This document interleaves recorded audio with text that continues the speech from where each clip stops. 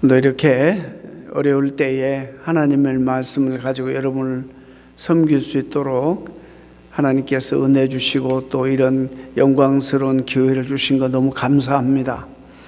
여러분도 이렇게 찬양과 또 기도와 말씀을 통해서 하나님과 소통하고 우리의 영이 하나님과 함께 교통할 수 있도록 이 귀한 특권과 은혜를 주신 것을 하나님 앞에 감사하실 수 있기를 바랍니다. 오늘 집사님께서 읽으신 본문을 주제로 오늘 선한 싸움을 싸우라는 이런 제목의 말씀을 드립니다. 하나님께서 창조하신 모든 만물들은 다들 힘들게 살아가고 있습니다. 성경이 그렇게 말하죠. 자연을 비롯해서 인간을 포함한 모든 만물이 참 죄 때문에 진정한 안식과 평안이 없이 탄식하고 있다. 이렇게 성경은 이야기합니다. 그리스도인의 삶도 마찬가지입니다. 죄악 속에 그 영향권 안에 우리가 살기 때문에 구원받았어도 하나님의 특별한 은총 속에 살고는 있지만 그러나 우리가 이런 죄와의 싸움 속에 전쟁을 치르고 있습니다. 어느 사람이 나는 내 삶이 인생이 전혀 갈등도 없고 어려움이 없어요 그렇게 말한다면 그 말은 듣기에 참 좋고 은혜스럽게 들리지만 그건 거짓말입니다. 그럴 수가 없습니다.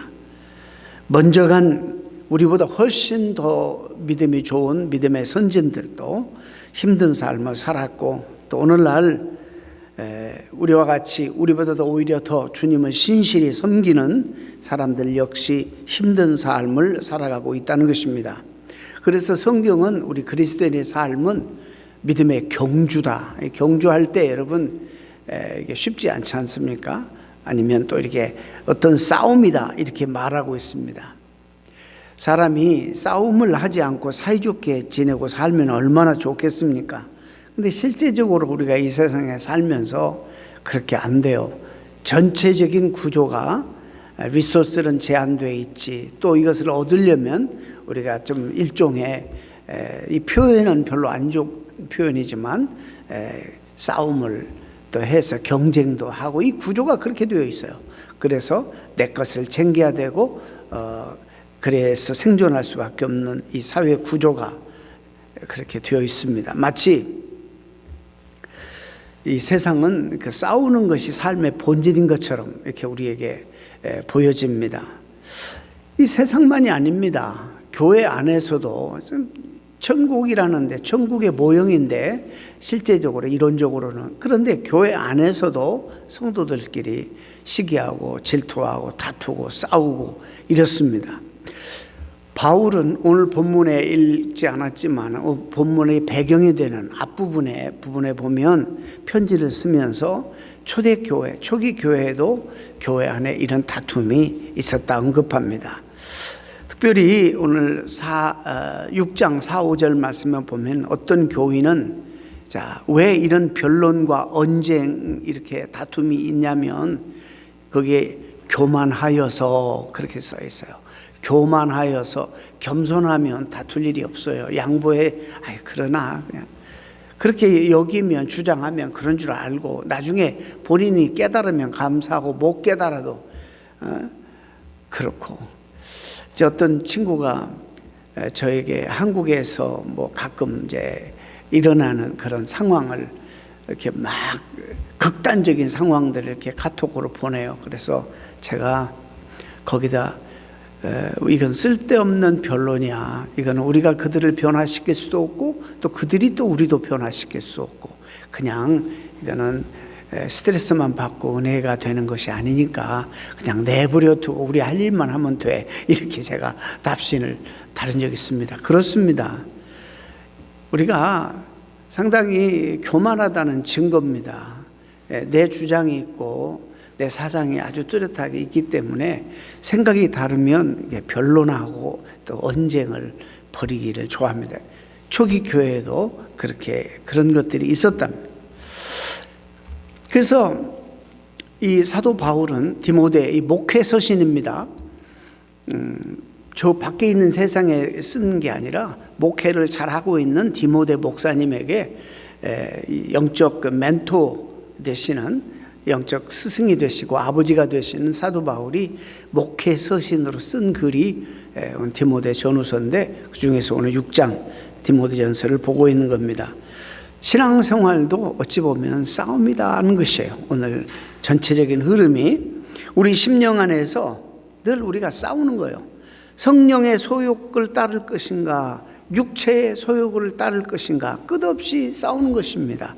매 순간마다 선택의 그런 기로에 쓰잖아요. 그런 이 선택할 때 우리 그리스도인이라면 주님이시라면 어떻게 할 것인가를 물어야 되는 거예요. 그리고 그 주님이 뜻대로 성령의 소욕을 따를 것인가, 아니면 육체의 소욕을 따를 것인가, 이게 늘 싸움을 하는 거예요. 우리 안에서. 사실 이런 긴장 속에서 살아야지 신앙적으로 건강하다, 그렇게 말합니다. 이런 게 없으면 이게 뭐 신앙생활, 지금 살아있는 생명은 반응하게 돼 있잖아요. 그리고 긴장하면서 사는 거거든요.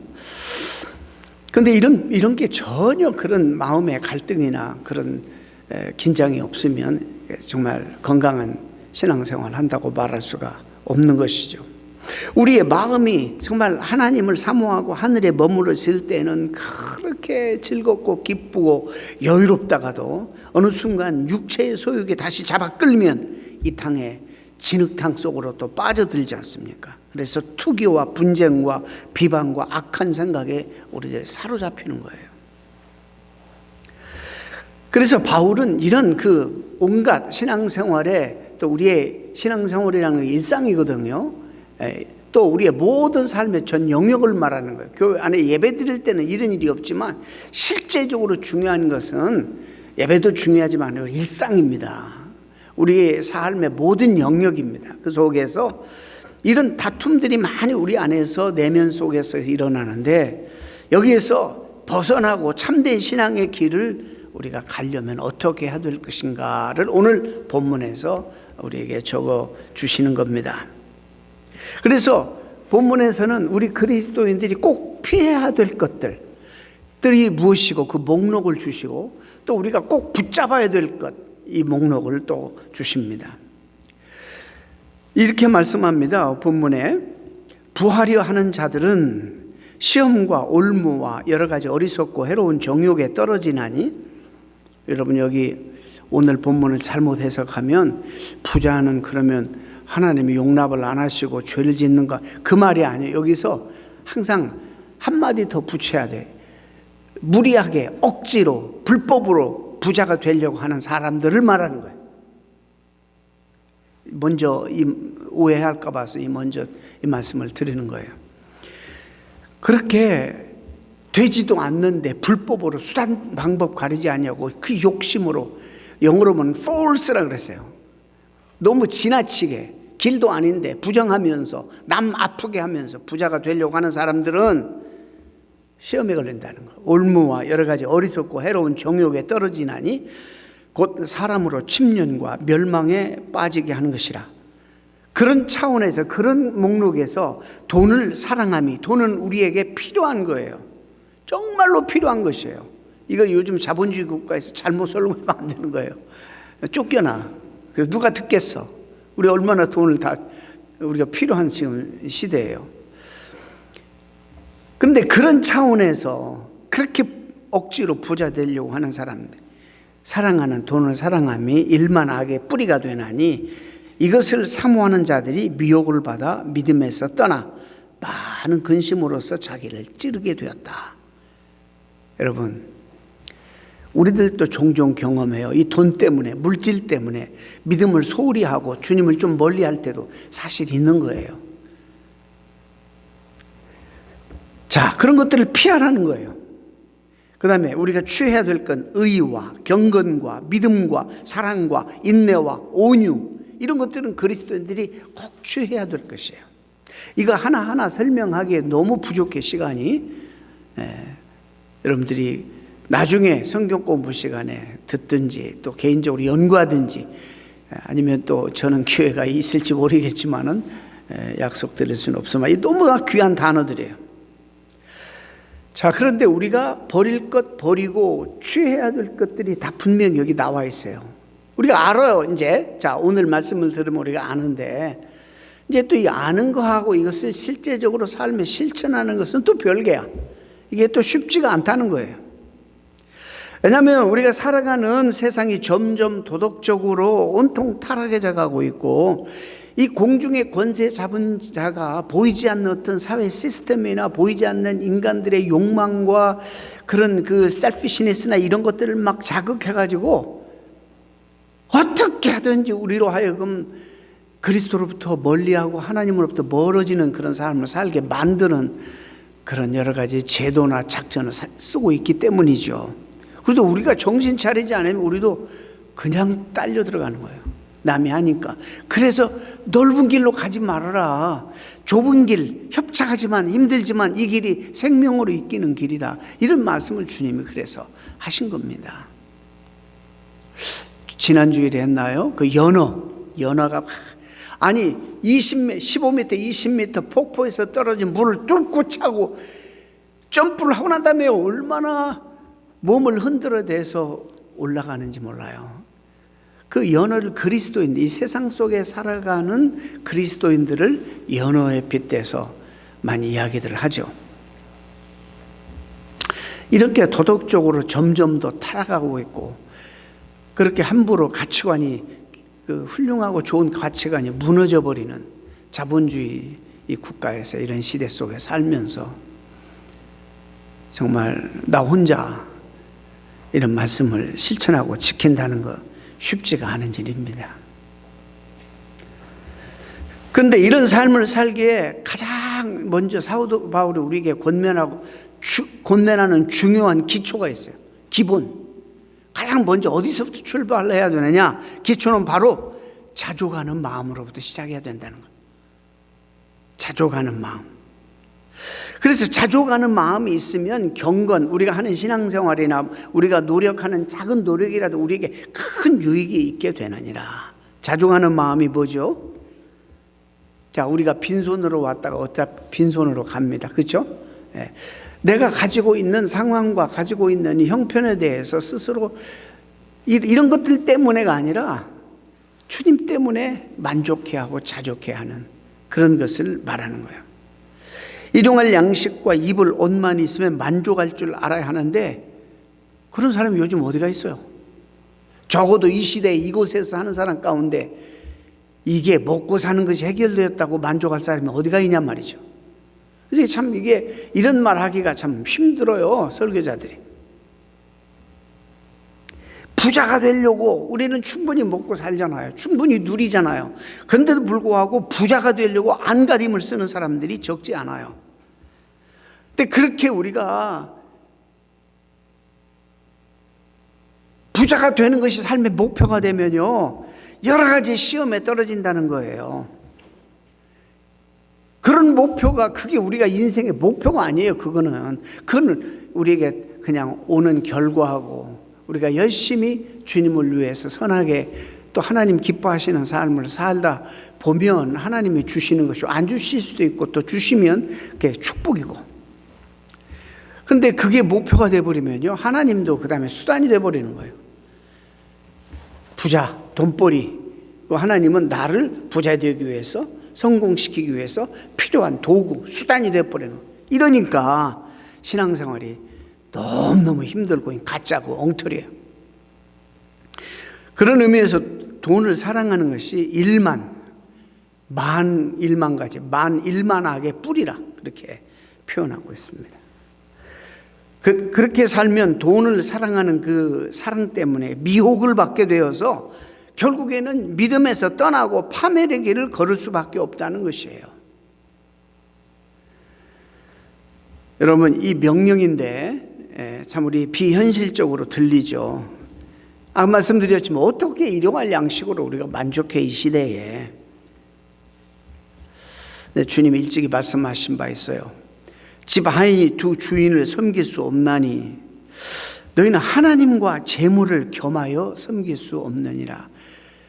하나님 자리에 재물을 거기다가 올려놓으니까 하나님 안 믿는다는 거 아니에요. 믿어요. 믿는데 목표가 뚜렷하지 아니하면, 우리 삶의 우선순위가 뚜렷하지 아니하면 얼마든지 하나님은 우리에게 수단이 될 수 있는 거예요. 이 목표, 내 어떤 개인적인 셀피시한 내 어떤 목표를 이루기 위해서 하나님이 필요한 거예요.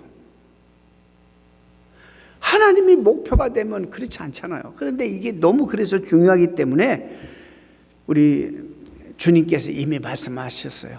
2000년 전부터. 그 시대도 그랬던 것 같아요.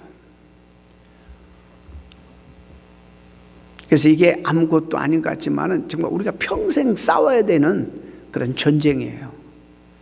돈을 싫어하는 사람이 세상에 어디가 있어요? 사랑하지는 않아도 필요하니까. 저는 이 자본주의 국가에서 가장 이 북미주에 사는, 적어도 우리에게는 가장 큰 혼합 종교가 바로 만모니즘이에요. 이미 한국도 뭐 옛날 미신신앙, 제가 박사학위 논문을 그 싱크티즘에 대해서 썼는데, 제가 목회하면서 성도들이 안 자라.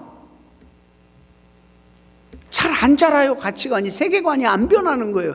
왜 그럴까? 왜 그럴까? 왜 이렇게 안 변할까? 조금 뭐 감동하고 눈물 흘리고, 그게 다가 아니에요. 그거는 일시적인 거고요. 들의 삶이, 세계관이, 생각이, 사상이, 퍼스펙티브가 안 변하는 거예요. 그래서 왜 그럴까? 왜 안 변할까? 그래서 이 부분은 어떤 표면적인 슈퍼피셜한 어떤 표면을 건드릴 것이 아니라 우주관, 가장 중요한 세계관 작업을 해야 된다는 생각을, 그래서 결론에 이르게 되어서 그 부분에 대해서, 그래서 한국에 연구하게 됐죠. 기독교 들어오기 이전에 가졌던 그런 복의 개념이라든지 이런 것들 때문에 기독교 복은 그런 게 아닌데도 거기가 혼합이 돼버린 거예요.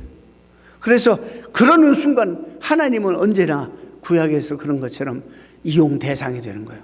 내 성공을 위한 수단이 되어버리는 거고, 우리의 예배와 찬양과 경배 대상이 갑자기 내가 마음대로 주무를 수 있는 수단이 되어버리는, 너무나도 불경스러운 잘못된 신앙관에 빠지게 되는 거예요. 가난을 무조건 미워하려고 하는 게 아닙니다. 절대로 그러지 않습니다. 저는 지금 삶의 방향성이 얼마나 중요하다는 것을 말씀드리는 겁니다. 저는요, 우리 모든 성도들, 이 세상에 아무리 경건한 성도라 할지라도 평생 싸워야 되는 부분이 이 부분이라고 봐요. 어떻게 하나님을 우리의 경배의 대상을 하나님 위치에 놓느냐. 물질이 아니고 명예도 아니고 다른 것도 아니고 어떻게 하나님을 끝까지 우리 평생 동안 우리의 예배, 경배 가장 최고 존엄자로 올려놓느냐. 이 싸움이에요. 방향성이 중요한 것. 못하고 쓰러지고 넘어지고 실패하고 그러더라도 이 사실을 알고 꾸준히 싸움을 해야 돼요, 우리가.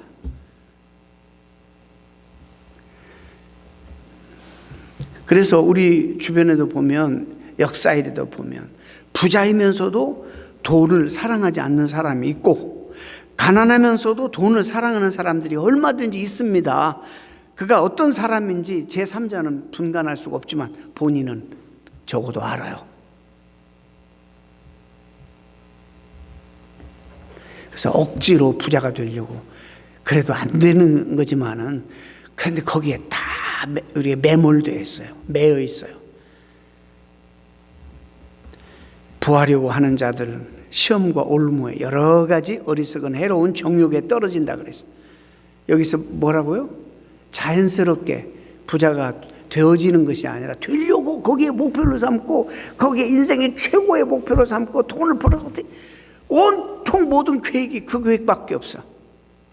인생에 내가 하나님 앞에서 내 삶을 어떻게 드리고 어떻게 쓰임받고 하나님 어떻게 영화롭게, 이런 것은 상상할 수가 없는, 그리고 오로지 그냥 돈 어떻게 벌고 언제까지 막 여기 이것이 목표니까, 그러니까 이제 하나님 확 순서에서 뒤처지게 되고 나를 도와주는 수단에 불과하게 되는 것입니다. 열심히 일해서 정당한 방법으로 하나님의 축복을 받아 부해지는 것은 얼마나 아름다운 일이에요. 우리가 그렇게 돼야 됩니다. 그러나 경고하는 말씀은 억지로 부하려고 하는 자들의, 부정한 방법으로, 그게 목표가 되면 수단 방법이 중요하잖아요. 부정한 방법으로 부자가 되려고 하는지를, 그런 자들을 경계하고 있습니다. 그러니 당연히 그런 과정 속에서 마귀의 시험과 올무에 빠질 수밖에 없습니다. 마음에 여러 가지 해로운 정욕이 일어날 수밖에 없습니다. 스스로 파멸의 길을 걸을 수밖에 없습니다.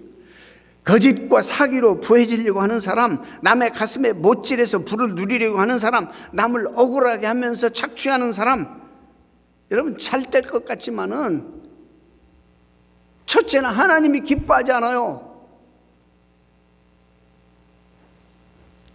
성경은 이 바람에 나는 겨와 같다는 표현을 하는 거예요. 바람이 불면 쭉정이가 날아가는 것처럼 이 땅에서 심판 못 받으면 하나님 앞에서 엄중한 심판을 받게 될 거예요. 그러면서 오늘 그 뒷부분의 말씀이 하나님 앞에 우리가 서게 된다, 그런 말씀 하잖아요.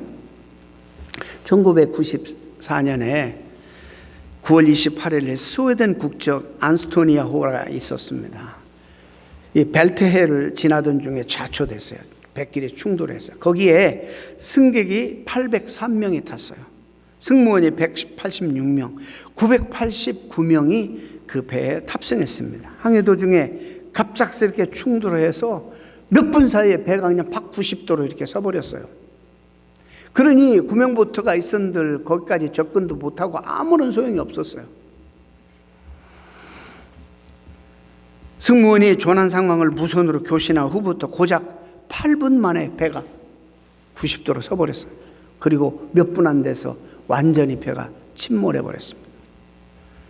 989명 중에서 138명만 구조되었습니다. 뛰어내려서 와서 선박으로 34명이 구조되고 헬리콥터로 104명만 구조됐어요. 재밌는 거는 나중 구조 작업을 통해서 확인된 사실은 172명이 물에 빠져 죽은 이유 중에 하나는 그들이 물질에 대한 너무너무 애착이 있어가지고 가지고 있는 폐물, 가지고 있는 아까워서 주머니에 금은 보화를 다 주머니에 집어넣고, 어떤 사람은 허리띠로도 메고 가고 죽을 때까지도 이걸 못 놓는 거예요. 그래서 처음에는 자기 힘으로 헤엄치고 이렇게 떠 있다가 이 무게 때문에 다 깔아앉아서 죽었다는 사실을 구조팀들이 발견하게 됐습니다. 구조팀이 오기가 전에 대부분 깔아앉았어요. 그러나 빈몸으로 뛰어든 사람만이 구조받을 수 있었다고 합니다. 그래서 34명만이 배로 구제됐대요. 우리에게 참 얼마나 어리석은, 죽어가는 순간에도 그걸 못 놓는 거예요. 이걸 말하는 거, 이게. 이게 얼마나, 우리가 남의 일이니까 지금 이렇게 편안하게 스톱빗하게 이렇게 듣지만 이 시대에 살아가는 우리들도 별반 다를 바가 없는 거예요. 말씀드렸습니다. 교회 안에서나 아니면 관계 속에서 변론과 언쟁이 끊임없이 생기는 이유는 우리가 무슨 이유 때문에? 교만해서 그렇다는 거예요. 그런 싸움 하지 말고 믿음의 선한 싸움을 하라, 이렇게 말합니다. 각자 안에서 악한 생각과 질서를 자꾸 밀어내고 선한 생각과 선한 질서가 자리 잡도록 그렇게 하라는 말씀입니다. 그래서 믿음의 선한까지는 우리가 참 듣기 좋은 말이에요. 근데 뒷부분에 싸움 이러니까 싸움이라는 말은 갈등 이런 파이트 이런 거니까 별로 현대인들이 안 좋아하는 말이에요. 그러나 명령이에요. 믿음의 선한 싸움이라. 이 말은 우리 믿음이 가만히 있으면 저절로 성장한다는 게 아니에요. 저절로 성장하고 저절로 건강해지는 거 아니에요. 정신을 좀 차리고 우리가 반응을 해야 돼요. 믿음의 반응을. 그런 말씀입니다. 먼저 제일 중요한 게 자신의 변화를 말하는 거예요. 내가 변화받아야 돼요. 이 선한 싸움은 치열하게 나와의 싸움을 먼저 해야 되는 거예요.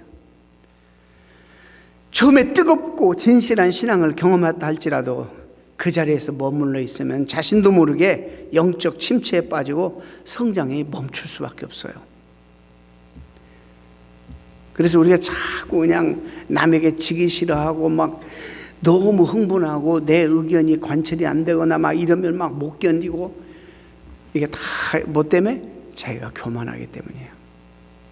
교만하기 때문에. 제 인격은요, 여기서 말하는 영혼을 말하는 거지, 인격은 조금만 노력하면 고상해질 수 있어요. 참 재밌는 제가 기사를 본 적이 있습니다. 세상 사람들은 교양을 그 사람의 어떤 인간 그 됨됨이 수치로 여기기 때문에 어떻게든지 다른 사람에게 조금 고상한 사람들은 교양 있는 사람들로 비치기를 원합니다. 노력합니다. 우리의 교양으로 우리의 신앙이 성장하지도 않습니다. 여러분, 왜냐하면 겉으로 드러낸 우리의 그런 그 거짓된 행위, 외식적인 행위, 순식간에 자기 자랑으로 얼마든지 떨어질 수 있기 때문입니다. 2차 세계대전 때 독일의 나치 집단들 가운데 너무나 웃기는 그 사실들이 발표됐는데요.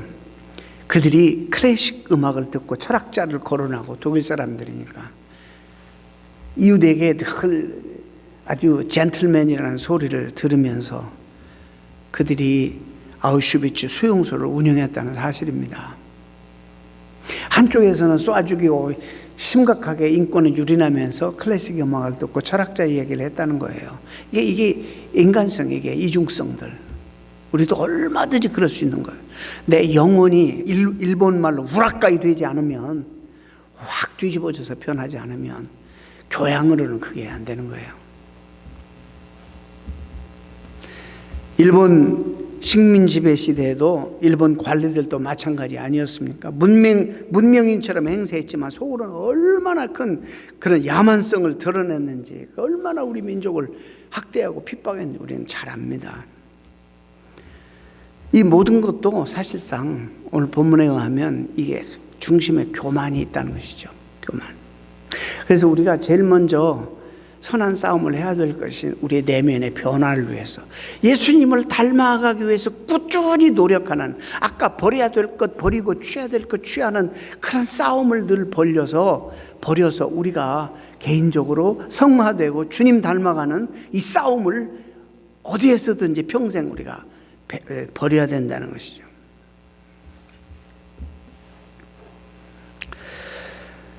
의, 경건, 믿음, 사랑, 인내, 온유, 우리 마음속에 이런 것들이 풍성히 드러나도록 싸워야 되는 것입니다.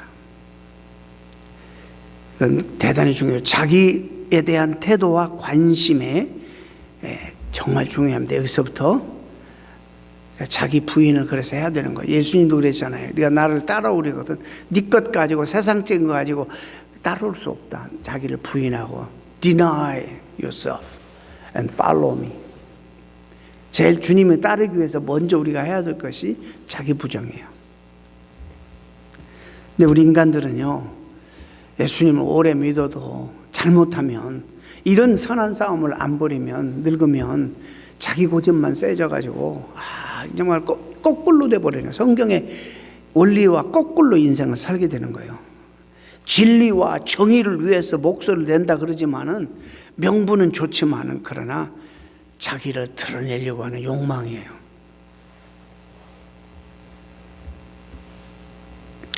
그래서 어떤 사람이 그렇게 말해요. 진리가, 정의, 이게 옳다 그렇게 말하지만, 이게 정말 진리를 위해서 싸우는 싸움인지 보려면 결과를 검증할 수 있는 대단히 중요한 한 가지 검증은, 자기 생각이 받아들이지 않았을 때 시험에 떨어지면 자기 욕망이라는 거예요.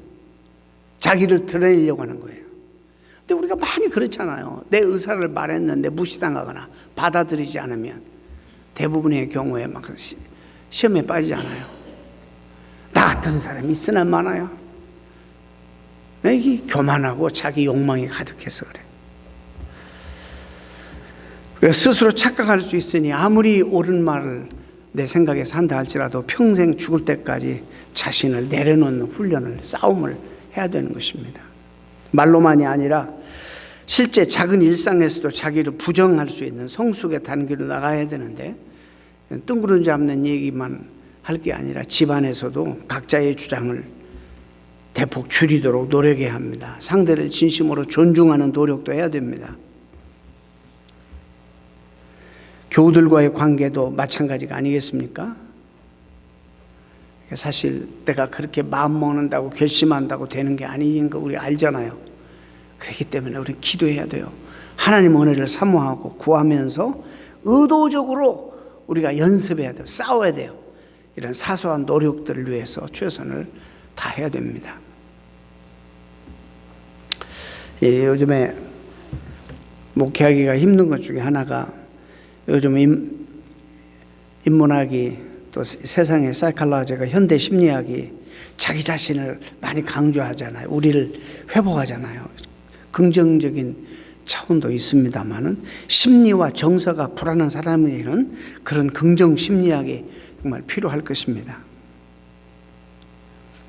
그러나 그것은 임시 조치라고 우리는 알고 있습니다. 우리 영원히 변해야 돼요. 아무리 자기를 긍정해도 우리는 피조물의 한계를 벗어날 수가 없습니다. 우리를 둘러싼 모든 것은 낡아버리고 늙어버리고 사라집니다. 그리고 우리 자신도 결국에 다 언젠가는 소멸됩니다. 기독교 신앙은 심리적 차원에서 들여다보지 않습니다. 더 근본적인 영혼의 차원에서 이것을 들여다보기 때문에 그렇습니다. 그래서 인생과 세계와 역사의 가장 깊은 차원으로 눈을 돌려야만 생명의 신비나 생명의 역사를 이해할 수 있습니다. 여러분 정말 한 가지만 얘기할게요. 현미경이 발견되기 전까지는 그 미생물이나 세균을 볼 수가 없었습니다. 이 세계에 세균이 있다는 사실을 잘 몰랐습니다. 현미경이 만들어진 다음에는 전염병이 세균에 의해서 전염된 사실을 알게 되었습니다. 그걸 알게 되니까 이제 대처 방법들이 나오게 되고 방법도 새로워지게 된 겁니다. 그래서 우리가 경험하는 눈에 보이는 것이 전부가 아니라는 것을 여러분 아셔야 돼요. 이게 젠장 말이죠. 눈에 보이지 않는 코로나 바이러스 이게 뭐예요 도대체. 이것 때문에 온 세계가 벌벌 떨고 있잖아요. 눈에 안 보이는 세계. 그러나 이런 것도 현미경 하나 발견되니까 볼 수 있었고 이것도 대처하는 방법도 자꾸 발전되잖아요. 여러분 우리가 눈에 보이는 이 모든 것이 실체가 아니라는 걸 여러분 아셔야 됩니다. 우리 다 알고 있습니다만은 여러분 그것을 끊임없이 묵상해야 되고 이 안에 우리가 확인할 수 없는 어떤 놀라운 힘이 작용한다는 걸 알아야 돼요. 하나님의 능력이 작용하고 하나님의 간섭과 섭리가 있다는 걸 알아야 돼요.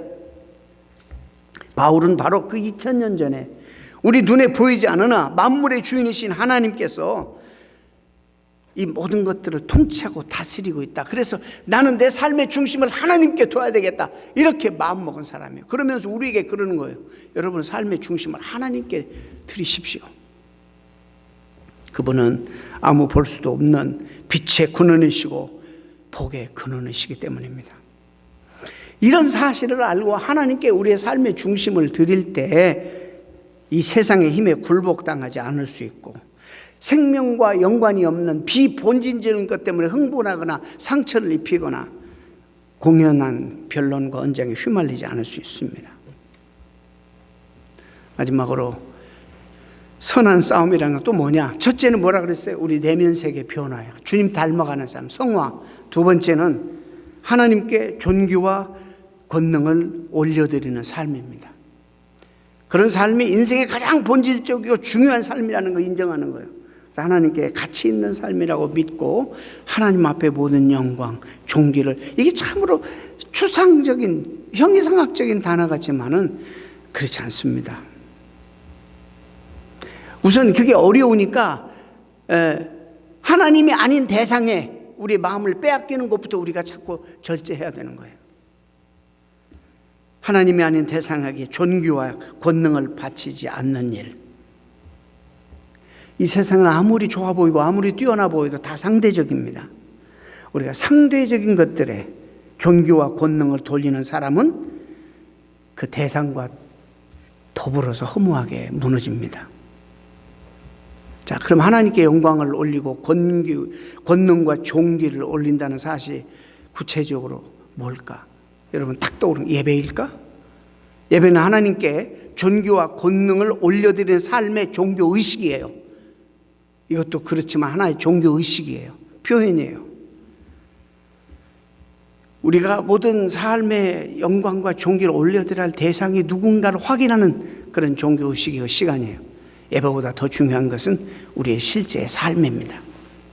저는 늘 강조해요. 우리 리폼 티올로지의 강점이에요. 일상. 교회에서만 하나님 섬기는 게 아니라 일상. 생명의 신비에서 무한한 기쁨을 누릴 수 있는 지경까지 나가요. 그래서 우리는 이 싸움은 한평생 해야 될 싸움입니다.